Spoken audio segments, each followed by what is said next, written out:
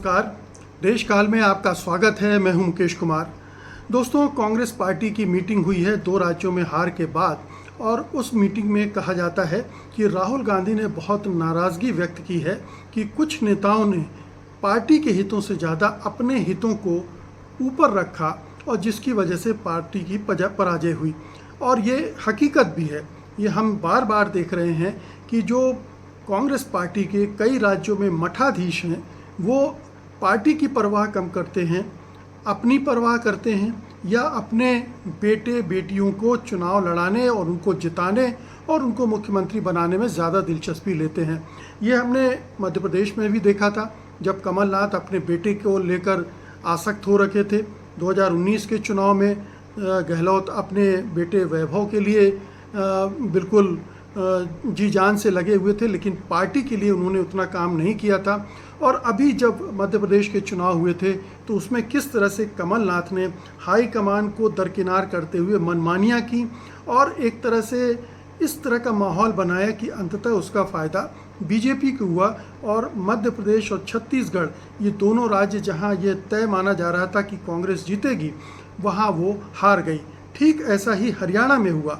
हरियाणा में भी यही मान के चला जा रहा था, सारे सर्वेक्षण, सारे जो विशेषज्ञ हैं, यही कह रहे थे कि कांग्रेस को जीतना तय है, लेकिन वो हार गई। और हार के कारण अब जब सामने आ रहे हैं, तो ये साफ दिख रहा है कि भूपिंदर सिंह हुड्डा अपनी चौधराहट कायम करने के लिए जो जिस तरह से उन्होंने काम किया, उससे पार्टी को नुकसान हुआ। उन्होंने शैलजा कुमारी को दरकिनार कर दिया, और जिससे दलित वोट छिटक गए। जाट कंसोलिडेशन ऐसा किया कि जो गैर जाट वोट थे वो छिटक गए। तो ये अपनी राजनीति को स्टेब्लिश करने, मजबूत करने की कोशिश में उन्होंने पार्टी को हरवा दिया।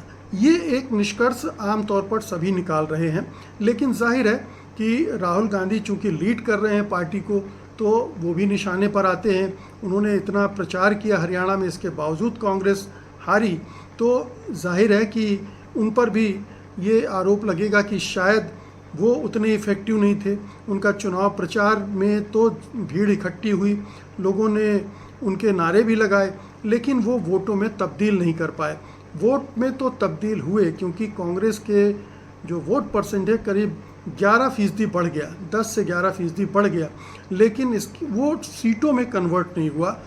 वो इसलिए हुआ कि जो स्टेट की लीडरशिप थी, भूपिंदर सिंह हुड्डा की लीडरशिप थी, उसने जाट लैंड को ही कंसोलिडेट करने की कोशिश में अपनी सारी ताकत झोंक दी। जहां कांग्रेस पार्टी कमज़ोर थी, दक्षिणी हरियाणा, अहिरवाल का जो इलाका है, उन इलाकों में उसने उस तरह से काम नहीं किया। तो अब ये कांग्रेस के लिए एक बड़ी चुनौती है कि वो कैसे इन समस्याओं से पार पाए, इस तरह के मठाधीशों को कैसे दरकिनार करे, क्योंकि ये मठाधीश न तो खुद परफॉर्म कर पा रहे हैं और न ही नई कांग्रेस गढ़ने में मदद कर पा रहे हैं, बल्कि उसमें रोड़े अटका रहे हैं। चाहे वो मध्य प्रदेश में कमलनाथ हो, दिग्विजय सिंह हो, छत्तीसगढ़ में भी भूपेश बघेल का कमोबेश यही रोल रहा, और अब हमने यहाँ पर देखा है कि भूपिंदर सिंह हुड्डा यही करते नज़र आए हैं। हालांकि गहलोत भी इस तरह की हरकत करते हुए नज़र आए थे। उन्होंने भी अपने पुत्र मोह में बहुत कुछ कांग्रेस का नुकसान किया था। तो ये जो बड़े नेता हैं, ये शुरू से राहुल गांधी के लिए मुसीबत बने हुए हैं, चुनौती बने हुए हैं। और यही वजह थी कि 2019 में उन्होंने पार्टी के अध्यक्ष पद से इस्तीफ़ा दे दिया था, क्योंकि ये जो मठाधीश हैं, जिनमें से बहुत सारे अब चले भी गए हैं, G23 आपको याद होगा, वो उन्हीं मठाधीशों का एक गुट बन गया था, गुलाम नबी आज़ाद, जिनको लग रहा था कि वही पार्टी के सबसे बड़े नेता हैं, और जाकर बीजेपी से मिल गए और अलग पार्टी बनाई। हालांकि जम्मू कश्मीर चुनाव में उनकी बहुत दुर्गति हो गई, वो अलग बात है, लेकिन कांग्रेस को नुकसान पहुंचाने में उन्होंने कोई कसर नहीं रखी।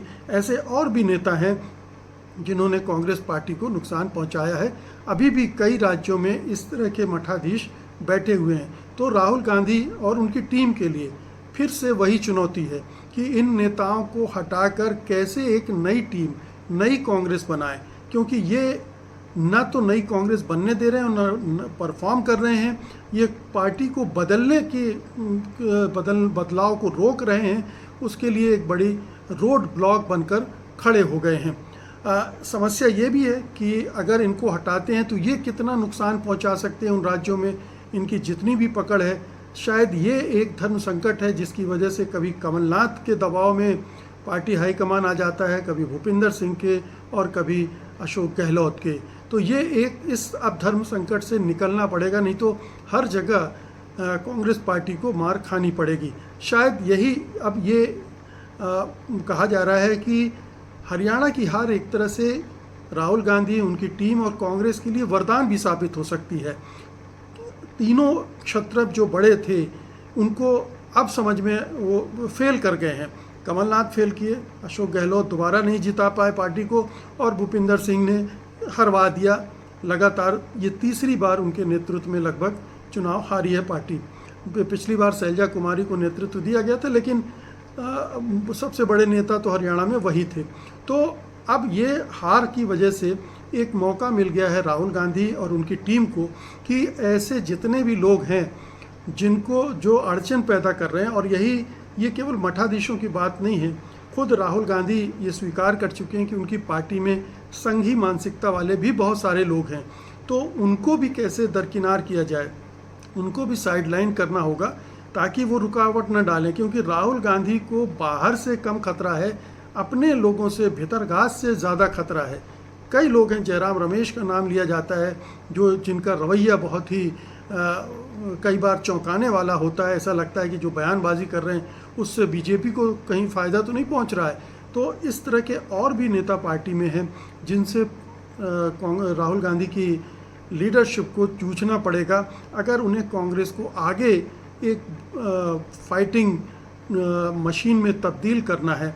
अभी ये बार बार एक झटके लग रहे हैं और ये न केवल कांग्रेस पार्टी को बल्कि राहुल गांधी की छवि को भी ख़राब कर रहे हैं। जो गेन उन्होंने लोकसभा चुनाव में हासिल किया था, भारतीय जनता पार्टी को 240 सीटों पे सिमटा कर, वो हरियाणा की हार से काफ़ी कम हो गया है।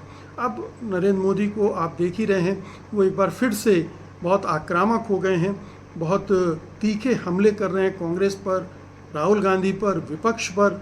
तो ये एक चुनौती बहुत बड़ी है।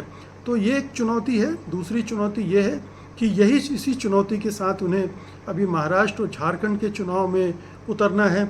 वहाँ पर किस तरह से वो जो गठबंधन के साझीदार हैं उनके साथ एक बेहतर तालमेल कायम करके कम से कम अपनी जीत को सुनिश्चित करें, अपने परफॉर्मेंस, पार्टी के अपने परफॉर्मेंस को सुनिश्चित करें और वहाँ के गठबंधन की जीत में ज़्यादा सार्थक भूमिका निभा सकें।